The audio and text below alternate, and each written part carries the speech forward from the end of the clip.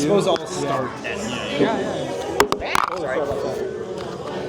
Dude, I want to get one of these. The little lapel things. For a DSLR, they actually go, there's like a head that goes on top of the camera. Yeah. I've seen this before. Hello. Oh, that's amazing. I love how I set it up and you come with the good equipment, Hi, everyone. I'm here with Dave from Wildcat Brewing.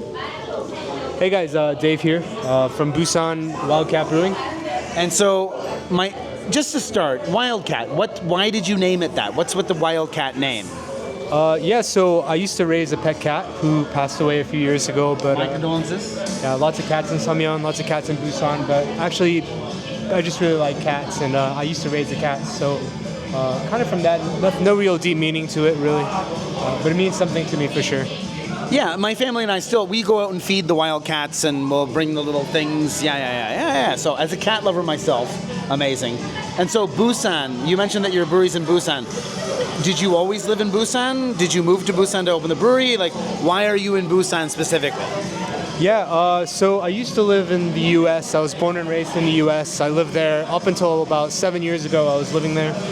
Actually, I moved to Busan to do a different business, so I actually had an escape room first, and I was operating that for a while, and I just kind of fell in love with the city, and wasn't a whole lot of craft beer places in Samyeon at the time, especially 7 or 8 years ago, and I always loved craft beer. I always thought I wish there was someone making craft beer nearby, and I just bit the bullet, decided to try, and here we are.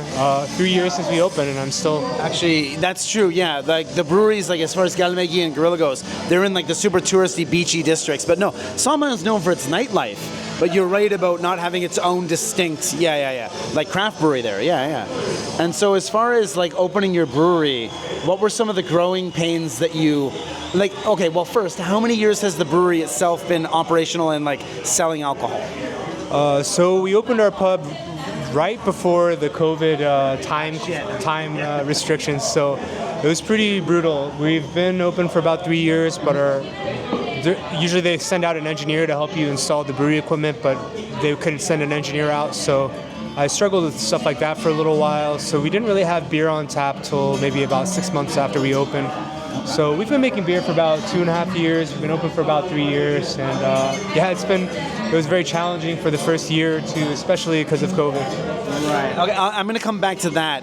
But as far as your history, like prior to Wildcat, what kind of brewing history did you have, like as a home brewer, or did you work for other places? Like, what beer history do you have prior to Wildcat? So I homebrewed a lot in college and a little bit here in Korea, but most of the homebrewing was back when I was a student. One of my best friends just really loved brewing, and honestly, when I first started brewing, I wasn't like super in love with it. But my best friend, he was cleaning. Yeah. I was doing all the really good stuff, like while he was doing all the recipe formation and all the fun stuff.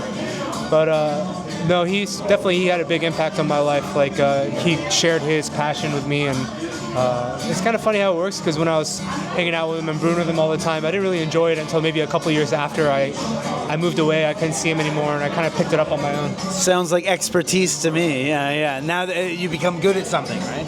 Actually, this segues into the question I had before. So I actually went to the brew pub a couple of years ago, and I told you this in Daegu. I went and I had a couple of beers, and I wasn't blown away a couple of years ago.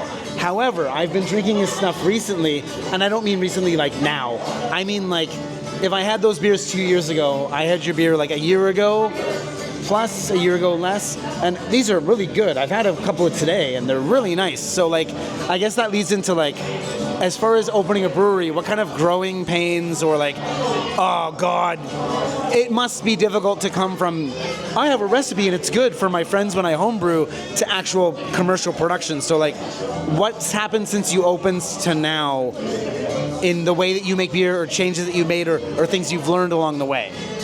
I think any brewery owner that opens up a brewery is probably going to say the same thing, because they always have cash flow problems, which is almost, I think 90-something% of the breweries in Korea probably have cash flow problems. So for us, I think we focused a little bit on beers that would sell to the mass market a little bit too much at the beginning. These days we're kind of getting away from that. We're trying to do only fun beers that can tell a story. So for us, I think that's more the better identity for us, and that's kind of the direction that we're going, especially with our new core lineup of beers that we came out with this year. What is your core lineup consist of? Is it like that I showed earlier, or? Yeah, so we don't have a pale ale there right now, but that's going to be released next month. But we've got a lager, pale ale, IPAs, lots of hazies. We're staying true to like the West Coast style beer, but Okay, fair play. But also this year we're fruiting all of our beer for about a year. Everything's going to be fruited in some way. Just give the people what they want, right? So. Speaking of, okay, so your lager, I just did that spicy food thing, and then I had your lager. Your lager has ginger and yuja in it.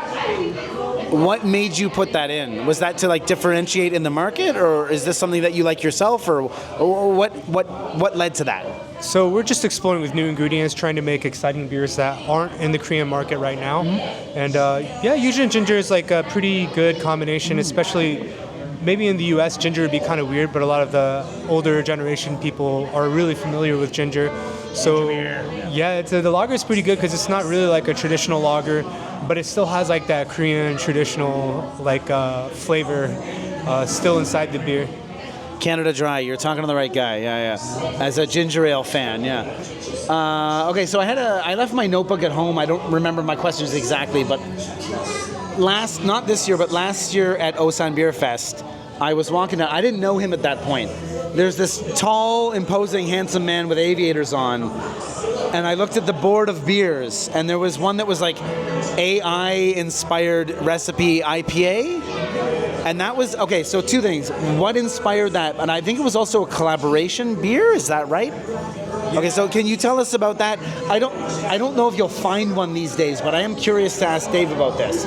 So what was the AI beer that you made, I guess, last year? What was that? Yeah, sure. So we joined the KCBA a couple years ago. And for those who don't know, the KCBA is like the Korean Craft Beer Association. And as I came in, as like the new guy, I asked a bunch of people if they'd like to collaborate on a beer. And we all got together, got really drunk, and just started shooting some ideas together. And AI beers were one of the ideas that everyone was kind of enthusiastic about. Yeah. Unfortunately, AI can only like grab what's out there on the internet, and there's not really any professional recipes out there. So we scoured through a bunch of 20-liter homebrewing recipes and kind of scaled it up. So it was a little bit different in the sense that we had to change a little bit of ingredients for a 1,200-liter batch instead of a 20-liter batch. But we tried to stay true to the recipe. Found one that looked like it would fit our image, and we ran with it. Back then, I think a lot of people these days can say AI is kind of like, AI art especially is kind of annoying. But back then, it was very like, oh my God, yeah, and it was good. I'm gonna say that. The beer was good. I was kind of like, oh shit. But as far as marketing goes, your AI beer with the sign, it worked on me. Yeah. It was great. Wait, we mentioned you were drunk with a bunch of people, and you made this idea. Can you name names? Yeah, the owners of Our Monster, Andong, Galmegi, The Ranch, they were all there together.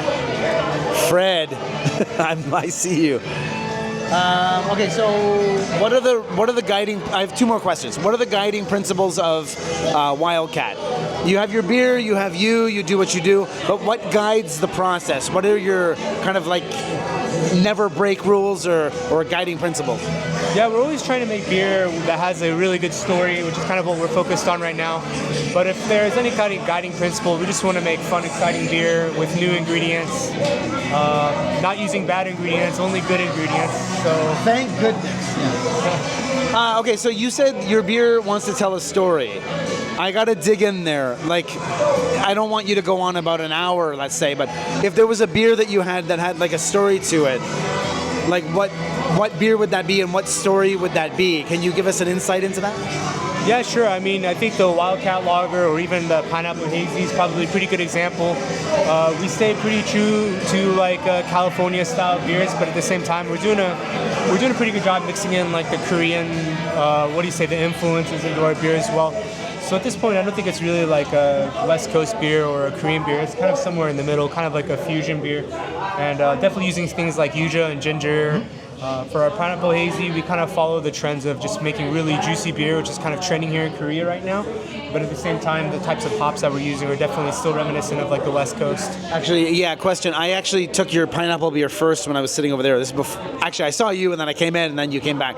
But I said, every time I see beers like this, it goes, oh, pineapple? And I say, it tastes like pineapple juice. There's no pineapple in that beer. Is that correct? There is pineapple, but I keep wondering, is this hops or is this like an intentional? Yeah. Okay. Lots of hops, but we used equal parts pineapple and mango. And what's happening is the mango just sings a lot louder than the pineapple, and the pineapple gets a little bit mixed in the gets lost in the mix. It's there, but yeah, definitely not the most prominent flavor. You can definitely taste the mango a little bit more. Is it mostly hops? Yeah, mostly hops for sure. Yeah, we dump. We've just been dumping more and more hops in all of our beer, and it seems like people want us to dump. Go ahead, yeah, please, yeah. So that's no one's arguing with you there. That's the trend that we're following these days for sure. All right, so Dave, last question.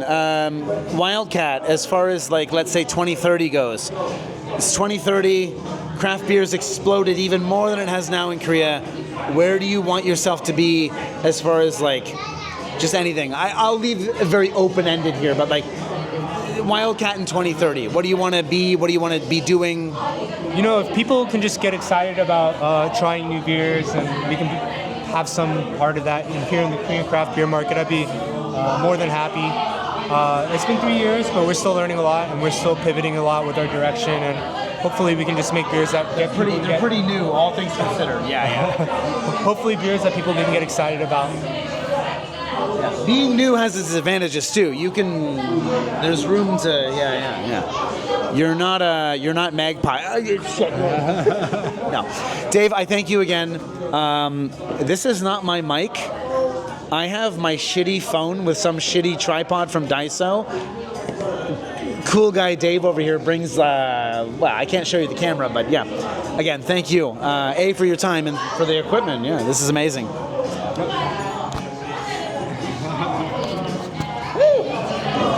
Thanks, man. Yeah.